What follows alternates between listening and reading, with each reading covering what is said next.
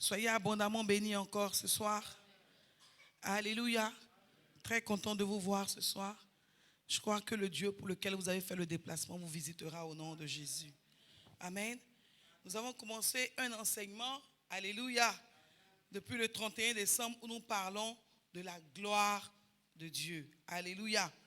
Et on s'est préparé pour cette gloire-là, n'est-ce pas? Parce que durant le mois de novembre et de décembre, nous avons parlé des pièges et des complots qui sont réels, mais l'Éternel nous en délivre. Alléluia.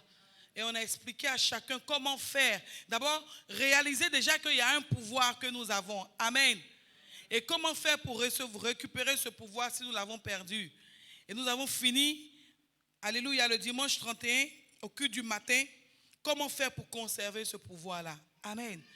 Parce que toutes ces promesses dont nous parlons sont possibles pour ceux qui ont fait la paix avec le Seigneur Jésus. Sont possibles pour les enfants de Dieu. Alléluia. Amen. Et là, nous abordons un nouveau chapitre au cours de cette année où nous voulons parler de la gloire de Dieu. Amen. Parce que le Seigneur nous a dit que cette année est une année de gloire. Et nous devons comprendre c'est quoi cette gloire pour que nous puissions la chercher. Alléluia. Parce que si je ne sais pas de quoi il est question, bon, a priori, ça ne m'intéresse pas, quoi. Alléluia. Donc, je t'encourage à être présent, à ne pas manquer, et puis surtout à ouvrir ton entendement pour pouvoir comprendre.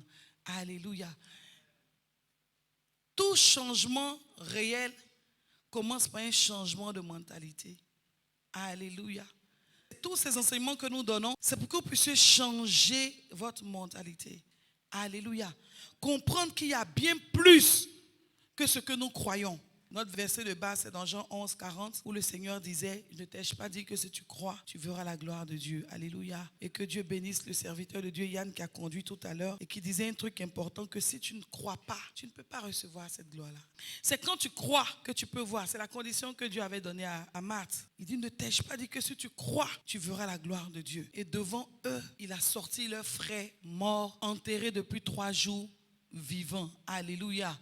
Ils ont expérimenté. Ils ont vu la gloire de Dieu. Et ma prière pour toi, c'est qu'au cours de cette année, tu puisses expérimenter et voir également la gloire de Dieu. Amen. Et on a défini qu'est-ce que la gloire de Dieu? C'est l'éclat de la manifestation, de la présence, de la puissance et de la sainteté de Dieu. Amen. On a vu dans Habakkuk 3, le verset 4. Amen. Et on a travaillé déjà le premier jour, qui est le 31 au soir, sur lutter pour chercher la gloire de Dieu. Alléluia. Chercher la gloire de Dieu. Bien-aimés, nous devons chercher à voir la gloire de Dieu.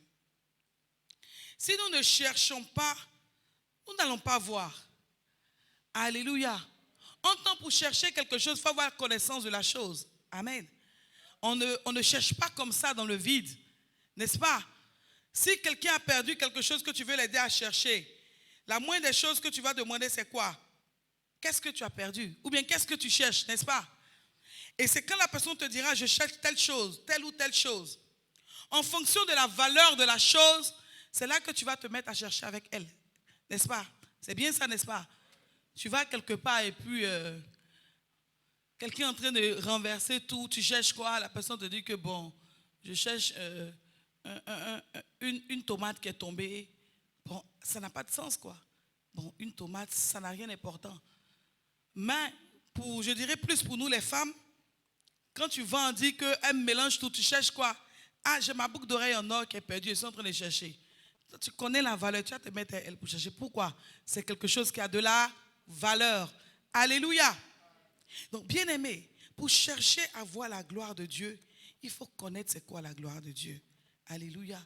Et on a défini de différentes manières, on a donné les exemples des personnes qui ont cherché et qui ont vu la gloire de Dieu. Et le test avec lequel on avait réellement fini, c'était Luc 9, 28 à 35.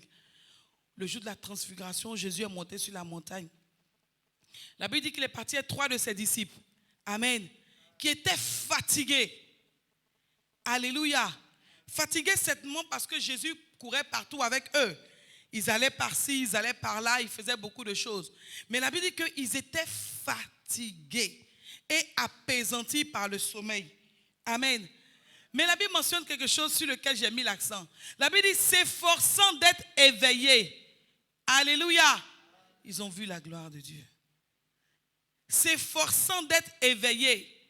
Ils ont vu la gloire de Dieu. Amen. S'ils ne s'étaient pas forcés, ils n'allaient pas voir la gloire de Dieu.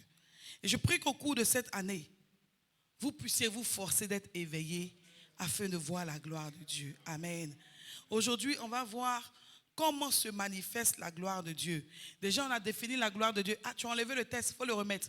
Habakkuk 3. Amen. On a défini déjà la gloire de Dieu. Il dit, il vient, on parle de Dieu. On dit, Dieu vient, éclatant de lumière. Des rayons brillants jaillissent de sa main, où se cache sa puissance. Alléluia. Maintenant, on va voir comment se manifeste la gloire de Dieu. Si on comprend ça, ça va nous permettre de mieux nous préparer pour pouvoir obtenir cette gloire-là. Amen. Donc, premièrement, comment se manifeste la gloire de Dieu? Donc, il y a la manifestation de la gloire de Dieu dans la maison, dans sa maison ou dans son temple. D'accord? On va dissocier pour bien comprendre. Donc, comment se manifeste la gloire de Dieu? 1, dans sa maison ou dans son temple. Et ensuite, on verra 2, dans la vie des hommes. Donc, on va prendre notre premier texte rapidement et on va lire. Exode 40, 34 à 38. Exode 40, du verset 34 au verset 38. Amen. Et je lis la parole de Dieu. La Bible dit, alors la nuée couvrit la tente d'assignation et la gloire de l'Éternel remplit le tabernacle.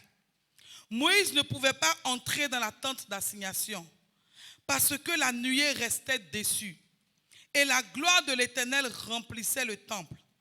Aussi longtemps que durait leur marche, les enfants d'Israël partaient quand la nuée se levait de dessus le tabernacle. Et quand la nuée ne s'élevait pas, ils ne partaient pas jusqu'à ce qu'elle s'élevât. Verset 38. La nuée de l'Éternel était de jour sur le tabernacle. Et de nuit, il y avait un feu aux yeux de toute la maison d'Israël pendant leur marche. Amen. Bien-aimés, ici je veux rappeler qu'on parle de la marche des enfants d'Israël dans le désert. Alléluia. Ils ont été libérés de la captivité. Dieu leur a promis qu'il allait les faire rentrer sur une terre là où coule quoi? Le lait et le miel. En un mot, une terre de repos, une terre d'abondance. Alléluia. Et maintenant, au cours de leur marche dans le désert, à un moment donné, Dieu va se révéler à Moïse. Et il va demander à Moïse de faire un tabernacle. Alléluia.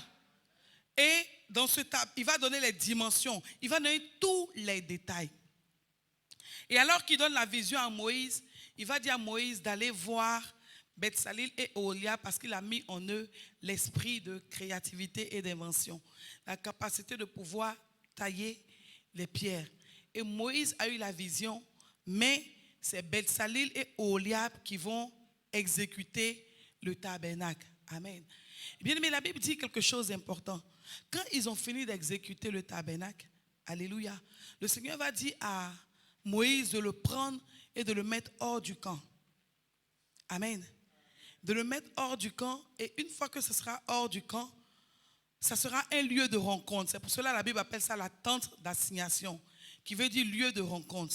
Ça sera un lieu de rencontre entre son peuple et lui, et entre son serviteur Moïse et lui. Alléluia. Donc la Bible nous dit que le tabernacle a été fait. C'est fini. Amen. Et maintenant Moïse a posé le tabernacle dans le désert comme le Seigneur a demandé. Amen. Et la Bible nous dit quelque chose de particulier. La Bible dit que la gloire de l'Éternel remplit le tabernacle. Alléluia. C'est pour cela qu'on a défini la gloire de l'Éternel comme quoi? Comme l'éclat de la présence de Dieu. Alléluia. Sois béni. C'est bon de suivre, bien aimé. Si nous comprenons, nous aurons soif de Dieu. Alléluia. Aujourd'hui, on a perdu la soif du Seigneur. Amen. Moi, je me rappelle qu'on avait donné notre vie au Seigneur Jésus. C'est vrai, ça date un peu. On est en 2023, donc ça fait quoi? 20 ans en moyenne. Amen.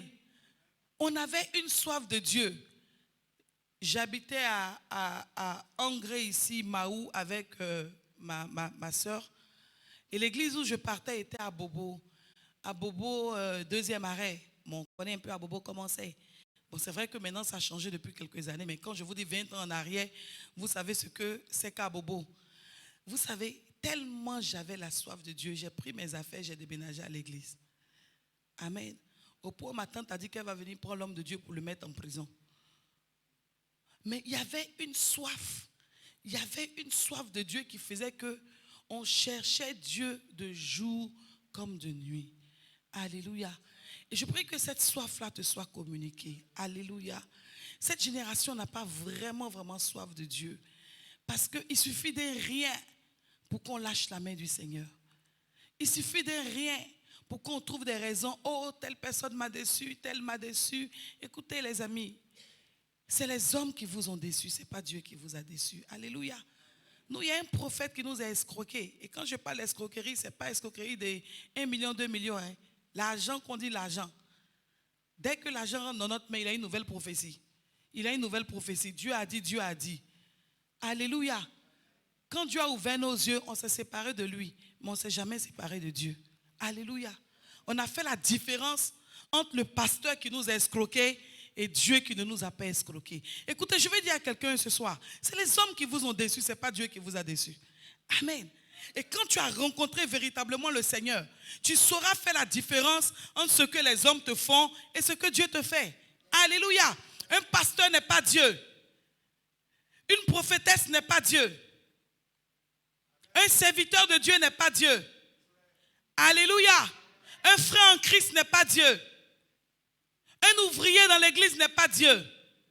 Donc il est possible qu'eux puissent t'offenser. Mais il faut faire la différence entre eux et ton Dieu. Alléluia. Quelqu'un comprend ce que je suis en train de dire? Parce qu'aujourd'hui, il y a un mélange qui fait que on trouve toutes sortes de raisons pour lâcher la main de Dieu. Et ça ne fait qu'arranger le diable. Alléluia. Parce que celui qui lâche la main de Dieu, celui qui abandonne l'église, alléluia, est une proie facile pour ses ennemis. Que ce ne soit pas ton cas au nom de Jésus. Amen. Donc, le Seigneur a permis qu'il y ait le tabernacle dans le désert pour que ce soit un lieu de rencontre. Alléluia. Entre Dieu et son peuple. Et c'était la première église sur la terre matérialisée. Amen. C'est vrai qu'ils allaient sur les montagnes pour adorer Dieu. Mais la première église matérialisée, c'était le tabernacle. Donc le peuple savait que je pouvais vivre dans le camp, être là où je suis, mais quand je veux rencontrer Dieu, je devais me déplacer de là où je suis pour aller dans le désert pour rencontrer le Seigneur. Alléluia, on comprend bien. Et cette onde d'assignation-là, la Bible dit dans le texte qu'on a lu, que la gloire de l'Éternel a rempli le tabernacle. Au point où Moïse lui-même, alléluia, Moïse lui-même, n'oubliez pas, au chapitre 33, qui a voulu voir la gloire de Dieu. Donc, il a vu la gloire de Dieu. Il était rempli de la gloire de Dieu. Mais quand la gloire de Dieu a rempli le temple, la Bible dit que Moïse lui-même ne pouvait pas rester dans la tente d'assignation. Puis Dieu nous fait expérimenter cela ici dans le nom de Jésus. Puisse la gloire de Dieu remplir son temple. Alléluia. De manière visible, tangible et palpable. Amen. Alléluia. Pour que nous puissions croire davantage et nous attacher à Dieu comme il se doit au nom de Jésus. La Bible dit qu'il ne pouvait pas rester là, dans la tente d'assignation parce que la nuée, alléluia, la nuée restait dessus et la gloire remplissait le tabernacle. Et la Bible dit quelque chose d'important. Aussi longtemps que durait leur marche, les enfants d'Israël partaient quand la nuée s'élevait au-dessus du tabernacle. Et ils ne bougeaient pas quand la nuée restait sur place. Alléluia. La gloire de Dieu leur servait de guide. Alléluia. Bien-aimé, il est bon que tu notes ça. La gloire de Dieu leur servait de guide. Ils connaissaient, ils arrivaient à voir le feu vert de Dieu quand la gloire s'élevait. Ils savaient que bon, ça c'est le feu vert. On doit lever le camp et on doit partir. Et quand la gloire de Dieu ne bougeait pas et qu'elle restait sur le temple, il savait que bon, ça c'est le feu rouge. Même si je veux partir, je ne dois pas partir parce que Dieu est là. Oh, je prie que Dieu puisse mettre cela dans ta vie. Que tu puisses avoir le feu rouge et le feu vert de Dieu. Afin de ne pas te rendre dans les endroits où le Seigneur n'est pas, pour être une proie de tes ennemis. Alléluia. La gloire de Dieu dans le désert, alléluia, dans le tabernacle, leur servait de guide. Oh, je prie que la présence de Dieu te serve de guide aujourd'hui. Alléluia. Aujourd'hui, nous sommes conduits par tout vent et marée. Nous sommes emportés par tout vent et marée. Si on dit il y a ci ici, tout le monde court. Ouh, on est parti. Quand on dit il y a ça ici, tout le monde court. Ouh, on est parti. Oh, je prie, alors que nous parlons de gloire en ce début d'année, que tu puisses voir la gloire de Dieu et que cette gloire te serve de guide au nom puissant de Jésus. Alléluia. Durant la marche de Moïse, il a pu conduire les enfants d'Israël à bon port parce que c'était ça son signal. Amen. Le Seigneur lui avait dit, quand tu verras la nuée se lever, ça veut dire que vous devez vous partir. Mais quand la nuée va rester sur place, ça veut dire que vous ne devez pas bouger. Alléluia. Il a obéi. C'est vrai que la Bible nous dit que le peuple a aigri son cœur au point où à un moment donné, il s'est énervé et il a péché contre le Seigneur. Et Dieu lui a dit qu'il n'allait pas rentrer dans la terre promise. Mais il a vu la terre promise. Alléluia. Alléluia. Et souvenons-nous que la Bible dit que Moïse était âgé et rassasié de jour. Amen. Il n'a pas pu rentrer, mais Dieu lui a permis de voir. Qu'est-ce que je suis en train de dire à quelqu'un ce soir? La gloire de Dieu dans la maison de Dieu a un but. Alléluia. C'est d'abord nous remplir de sa présence et ensuite nous guider par sa présence. Parce que ce n'est pas au hasard que la gloire de Dieu se manifeste. Si elle se manifeste, c'est pour une raison bien précise, n'est-ce pas? Et voilà les deux premières raisons qui sortent de ce test-là. La gloire de Dieu remplissait le temple. Amen. Et ensuite, elle servait de guide. On va lire le verset 38. La Bible dit que la nuée de l'Éternel était de jour sur le tabernacle. Et de nuit, il y avait un feu aux yeux de toute la maison d'Israël pendant toute leur marche. Alléluia. Donc de jour, la gloire de Dieu se manifestait comme la nuée. Quand on parle de nuée, c'est comme les nuages. Alléluia. C'est un peu ce qu'on a essayé de reproduire sur notre image ici. Et puis la Bible dit que de nuit, c'était particulier. C'était le feu. Selon vous, pourquoi le feu? C'était pour les éclairer. Bien aimé, le but de la gloire de Dieu, c'est pour éclairer ta vie. C'est pour cela Habakkuk dit qu'il se lève comme une lumière. Alléluia. La gloire de Dieu ne vient pas pour qu'on puisse s'en vanter, quoi. Écoute, moi que tu vois là, je vois la gloire de Dieu, hein. Je vois la gloire de Dieu, j'ai des révélations puissantes. Hein. Non, ce n'est pas de ça qu'il est question. Amen. Ce n'est pas pour nous enorgueillir. C'est pour un but précis. Alléluia. De nuit, la gloire de Dieu se manifestait comme un feu. Amen. Et c'était pour éclairer le peuple d'Israël. Je prie que le Seigneur t'éclaire de sa gloire au nom de Jésus. Alléluia. Alléluia. On ne peut pas dire que nous sommes enfants de Dieu. Et puis nous restons encore dans les ténèbres. Bien aimé, la Bible dit que tout le peuple voyait ça. Ça, c'est ce qui est intéressant dans le texte. Tout le peuple voyait la nuée de jour et la colonne de feu de nuit. Je prie que pour notre génération, la gloire de Dieu soit manifeste dans son église, au point où nous tous, nous puissions la voir au nom puissant de Jésus-Christ. Alléluia. Moi, j'ai soif de voir cette gloire-là. J'ai soif de voir et d'expérimenter. Et je crois qu'on va parvenir à ça dans le nom de Jésus. Amen. On va prendre 2 Chroniques. On parle de la manifestation de la gloire de Dieu dans la maison de Dieu. Alléluia. Amen. Et là, on était dans le désert.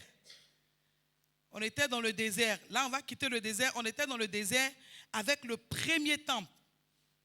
Le premier temple, la première maison qui a été bâtie pour le Seigneur. Amen. Ensuite, on va prendre 1 Roi 8, 1 à 11. Et on va prendre 2 Chroniques 7. 2 Chroniques 7 du verset 1 au verset 4. Amen. Voici 2 histoires qui parlent un peu de la même chose. Là, on a quitté le désert. Amen. On est dans la terre promise. Et dans la terre promise, le peuple d'Israël a fait son parcours. Le roi David a été élevé par le Seigneur et a bâti la cité de David. Et son fils Salomon a pris le trône après lui. Mais le roi David, à un moment donné de sa vie, va réfléchir et il va dire, moi David, je n'étais rien. Je n'étais qu'un berger derrière le troupeau. Et Dieu m'a pris. Il m'a rendu grand. Il a rendu mon nom grand parmi les grands. Et aujourd'hui, j'ai la cité de David. Alors que l'âge de l'Éternel est toujours sur les tentes. Je vais bâtir un temple à l'Éternel pour qu'on puisse y mettre l'âge de Dieu. Et l'homme de Dieu, Nathan, qui était le prophète qui l'aidait dans les voies du Seigneur pendant son règne, va lui dire, fais-le. Tu as décidé de le faire, c'est bon. Et le Seigneur va se révéler à cet homme de Dieu là pour lui dire, non, David a trop combattu et il a le sang sur ses mains. Ce n'est pas lui qui va me bâtir un temple, mais c'est son fils. Alléluia. Mais malgré que le Seigneur va dire cela, ça ne va pas décourager David. David va tout préparer, va préparer tout ce qu'il faut pour construire le temple de Dieu avant de mourir. Et il va laisser les instructions à son fils Salomon. Amen. Et maintenant, Salomon va venir exécuter la construction du temple de Dieu. Alléluia. Alléluia. Et maintenant, quand ça sera achevé, la Bible dit qu'ils vont aller chercher l'âge de l'alliance et ils vont venir le mettre dans le temple. Amen. Tout en respectant les principes établis. La Bible ne dit pas que c'est le roi qui allait prendre l'âge de Dieu pour mettre dans le temple. La Bible dit que ce sont les sacrificateurs. Parce que c'était les instructions qui avaient été laissées par le Seigneur. Alléluia. Dans l'accomplissement du programme divin, le respect des principes est très important. Pour voir la manifestation de la gloire de Dieu, le respect des principes est très important. Alléluia. Rien n'est à négliger. On ne fait pas les choses au hasard et puis la gloire de Dieu apparaît. Quelqu'un comprend ce que je suis en train de dire? Il y a des principes qui sont établis. Même si ce sont des vieux principes, c'est des principes divins. Amen. Je vais répéter ça. Même si ce sont des vieux principes, c'est des principes divins. La nouvelle génération n'a pas le droit de changer les principes divins si elles veulent voir la gloire de Dieu. Alléluia. Et donc, Salomon va venir et il va respecter tout le protocole divin. Alléluia. Je disais que pour voir la manifestation de la gloire de Dieu, le respect des principes est de mise. On ne fait pas les choses au hasard.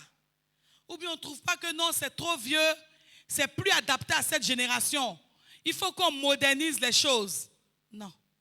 Amen. Alléluia. Donc, il faut avancer. On dit il a rassemblé qui? Les anciens. Quand on parle des anciens dans la Bible, c'est les serviteurs de Dieu. La Bible dit qu'il a rassemblé les anciens, les sacrificateurs. Et puis ils sont allés où? À la cité de David, qui est à Sion, où l'âge de l'alliance de l'Éternel se trouvait. Alléluia. Alléluia. Ils vont se souvenir que c'est vrai. J'ai eu la grâce de bâtir le temple, mais je ne fais pas les choses comme je veux. Ce n'est pas parce que j'ai bâti, parce que Dieu m'a donné les moyens pour bâtir, donc je fais les choses selon que je sens. Quelqu'un comprend ce que je suis en train de dire? Non. Que tu aies bâti ou pas, il y a des principes établis, il faut les respecter. C'est dans le respect des principes que la gloire de Dieu se manifeste. Alléluia. Salomon aurait pu dire que, bon, écoute, ça suffit. L'âge de Dieu doit être déjà très vieux. Je n'étais même pas encore né. On parle de Moïse que je ne connais même pas. On parle d'un désert qu'ils ont traversé. Tout ça, c'est des histoires que nos parents nous ont racontées. Bon, maintenant, c'est une nouvelle génération. Je pense qu'on doit faire les choses. On doit moderniser les choses. N'est-ce pas ce qu'on dit aujourd'hui? Bien-aimé, les principes de Dieu ne sont pas à moderniser. Ils sont applicables, de génération en génération. Amen. Donc on dit, il a assemblé les anciens de Jérusalem, tout, on y va, avance. Et puis ils ont transporté l'âge de la cité de David, qui est à Sion, pour l'envoyer dans le temple. On dit, tous les hommes d'Israël se sont rassemblés au 7e mois, à la suite. Et lorsque les anciens d'Israël furent arrivés, les sacrificateurs portaient l'âge. Donc, dans le service de Dieu, il y avait des grades. Amen. Un ancien n'avait pas le droit de porter l'âge de Dieu. Un chantre n'avait pas le droit de porter l'âge de Dieu. Eux, ils devaient juste chanter devant. Il y avait le port de l'âge de Dieu n'était réservé qu'aux sacrificateurs. Et le jour où David s'est trompé pour ne pas respecter ce principe, qui sait ce qui s'est passé? Uza est mort. Ils sont allés chercher l'âge de Dieu. Et puis David a oublié que le principe établi, c'était les sacrificateurs qui devaient prendre l'âge. Et lui, il a payé des paires de bœufs neuves. Ils ont fait un chariot, ils ont mis l'âge de Dieu dedans. L'âge était chez Uza. Alléluia. Et la Bible dit qu'ils ont pris l'âge dans les célébrations. Ils chantaient, ils sautaient, ils dansaient. Et puis Uza a vu que les bœufs étaient en train de renverser l'âge. Et il a mis la main pour pouvoir arranger. Et il a été quoi? Frappé de mort à l'instant. Et la Bible dit que David a eu peur. Il dit, si l'âge de Dieu peut tuer quelqu'un, ça ne doit pas venir dans ma maison. Et comme il était roi et il avait pouvoir de vie et de mort, il a ordonné que l'âge aille dans la maison d'Obed-Édom. Donc si quelqu'un devait mourir à nouveau, ça devait être Obed-Édom et sa famille. Ça ne devait pas être lui. Alléluia. Mais quand l'âge va arriver chez Obed-Édom, quelque chose de particulier va se passer. La Bible dit qu'en 3 mois, Dieu a béni la maison d'Obed-Édom. Pourquoi? Parce qu'il respectait la présence de Dieu. Alléluia. Et ils sont allés dire à David, mais l'âge que tu as mis chez Obed-Édom là, sa maison est prospère et est bénie. Et David va dire, bon, je vais aller récupérer l'âge. Et cette fois-ci, il va se souvenir que les principes divins sont applicables même par le roi. Et il va aller prendre les sacrificateurs pour prendre l'âge de Dieu pour envoyer dans la cité de David. Alléluia. C'est pour cela que la Bible dit qu'ils sont allés chercher l'âge de la cité de David pour l'envoyer dans le temple. On continue. Donc on dit ils transportaient l'âge de l'Éternel à la tente d'assignation et tous les ustensiles. On continue la suite. Ce furent les sacrificateurs et les lévites qui les portaient. Le roi Salomon et toute l'assemblée d'Israël convoqués auprès de lui se tinrent devant l'arche. Ils sacrifiaient des bœufs, ils ont fait des offrandes au Seigneur. Alléluia. Pour dire merci à Dieu, tu peux faire avancer. Pour dire merci à Dieu qui les avait exaucés et ils avaient pu bâtir le temple. Alléluia. Et la Bible dit qu'après le sacrifice, amen, les sacrificateurs portaient l'âge de l'alliance de l'Éternel à sa place dans le sanctuaire de quoi? De la maison, dans le lieu très saint. Amen. Et quand ils ont respecté le principe établi, on y va, on continue. On dit la gloire de Dieu a fait quoi?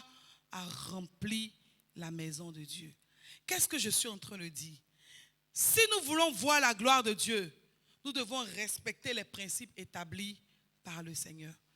Ce n'est pas au hasard comme ça. Alléluia. Et si aujourd'hui, nous n'expérimentons pas et nous ne voyons pas la gloire de Dieu, c'est parce que nous essayons de moderniser les principes divins. Mais je prie par l'autorité du nom de Jésus. Alléluia. Que le Seigneur remplisse ce temple de sa gloire au nom puissant de Jésus. Et remplisse toute église, tout temple qui respecte les principes établis de sa gloire. Afin que tout œil voie cela et croit davantage au Seigneur dans le nom de Jésus. Amen. 2 Chroniques 7, le verset 1. La Bible dit que quand il a fini de prier, le feu est descendu du ciel. Ézéchiel 10, on parle de la gloire de Dieu dans sa maison. Alléluia. Donc on parle de la maison de Dieu en tant que bâtiment. Par la grâce de Dieu, on aura le temps de parler de la gloire de Dieu qui se manifeste sur les hommes. Donc la maison de Dieu en tant que personne. Alléluia. Ézéchiel 10, 1 à 5. Je crois que on va prendre ça. Et puis je vais finir avec ça. On va prier. Bien aimé, la gloire de Dieu, elle est réelle. Si la Bible en parle, et si ça s'est manifesté, et que tout un peuple a vu, nous aussi, peuple de Dieu, nous verrons la gloire de Dieu au nom puissant de Jésus-Christ. Et si tu as soif, je crois que c'est possible. Dans Chroniques et dans Rois, on dit qu'ils ont pris l'Arche de l'Alliance, n'est-ce pas, qui avait les chérubins. Vous avez fait attention à ce texte-là? C'est la même chose qu'on parle encore en Ézéchiel. Bien-aimés, malgré que les générations se sont succédées, ils n'ont pas trouvé que non, ça c'est déjà trop vieux, il faut que ça change. Depuis Moïse, ça a trop duré. Il faut qu'on enlève ça pour faire quelque chose de nouveau. Regardez, de Exode à Ézéchiel, on nous parle encore de l'Arche de Dieu, on nous parle encore des chérubins. Église de Dieu, qu'est-ce que je suis en train de dire? Ce n'est pas parce que le monde est en train de se moderniser que ça veut dire que les principes de Dieu se sont modernisés. Ou bien que ça veut dire qu'on doit moderniser les principes de Dieu. Alléluia. Bien aimé, les normes du ciel n'ont pas changé.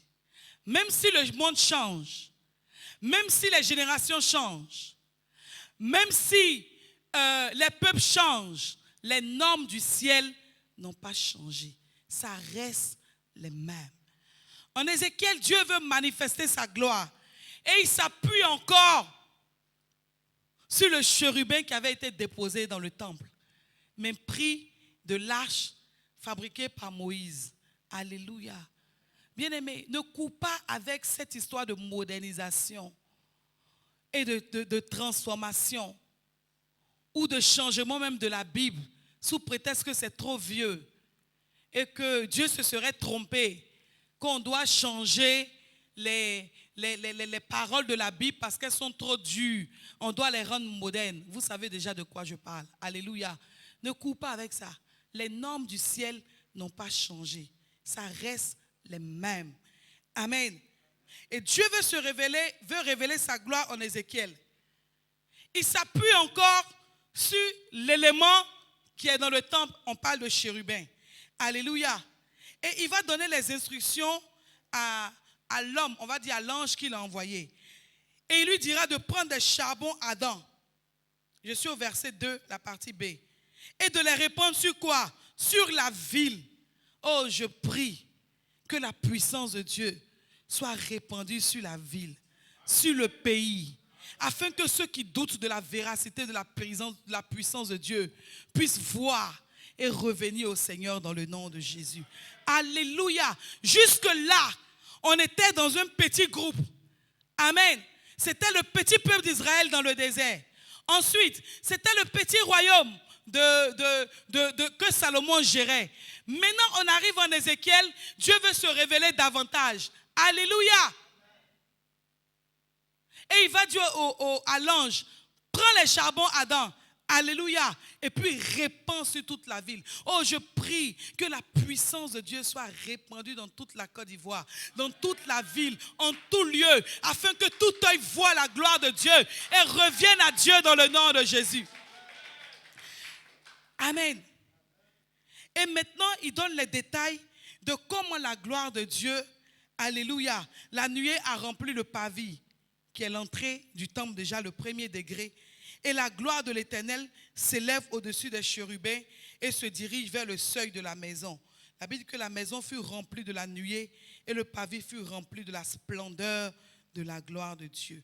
Oh, je prie que ta vie, que ta maison, que l'église, que la ville, que la nation ivoirienne soit remplie de la splendeur, de la gloire de Dieu. Alléluia. Afin que tous ceux qui avaient été découragés, tous ceux qui avaient été déçus, tous ceux qui ne croyaient pas, tous ceux qui avaient baissé les bras puissent voir cette gloire-là et revenir au Seigneur. Alléluia. Et le verset 5, la Bible dit que le bruit des ailes des chérubins se fit entendre jusqu'au parvis, pareil à la voix du Dieu Tout-Puissant lorsqu'il parle. Oh, puisse le Seigneur parler encore dans notre vie. Puisse le Seigneur parler encore dans cette génération, afin que nous revenons aux fondamentaux, afin que nous revenons aux principes divins. Alléluia. nous avons trop négligé les principes de Dieu. Nous faisons un peu les choses comme nous voulons. Aujourd'hui, on sait Dieu comme on sent, comme on pense. Je pense que, je sens que, je veux que, j'aimerais que. Il n'y a même plus de place pour Dieu. Tous ces je. C'est plus qu'est-ce que le Seigneur veut que je fasse. Qu'est-ce que Dieu me demande de faire. Comment Dieu me demande de gérer l'église. Comment Dieu me demande de le servir. C'est plus ça. Hein? C'est je veux, je crois, je pense, j'aimerais. Bien-aimés, nous ne sommes pas Dieu. Pour nous qui servons Dieu, nous ne sommes que des serviteurs de Dieu. Nous ne sommes pas Dieu. Il est important que nous servons Dieu. Pas selon notre programme, mais selon le programme de Dieu. En respectant les principes établis. Pour que la gloire de Dieu revienne dans son église. Et pour toi qui crois en Dieu, il y a des principes que Dieu a établis. Et pour voir sa gloire, il faut marcher dans ces principes-là. Et tu verras la gloire de Dieu. Alléluia. Je vais conclure ce soir. Et on aura le temps de continuer. Alléluia. Tout le mois de janvier, on va parler de la gloire de Dieu. On a touché la manifestation de la gloire de Dieu aujourd'hui. On va continuer. Amen. Et je vais conclure en rappelant que la gloire de Dieu, c'est la matérialisation de la présence de Dieu. Alléluia. Et quand elle se manifeste, elle sert de guide. Amen. Ensuite, elle sert à éclairer. On ne peut pas dire qu'on est rempli de la présence de Dieu.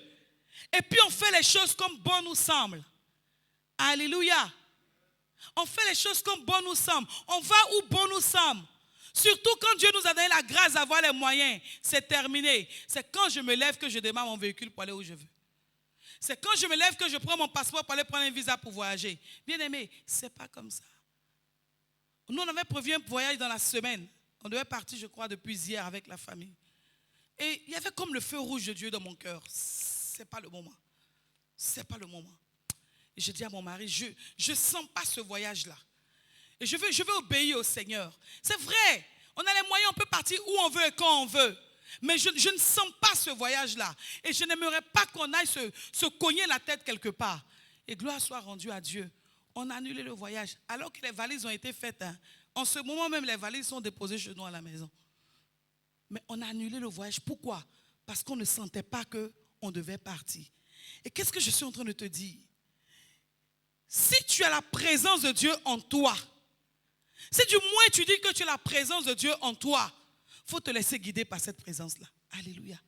Si tu dis que tu connais le Seigneur et que tu as son esprit en toi, il faut gérer l'église en fonction de son esprit en toi et non en fonction de ta propre chair. Alléluia.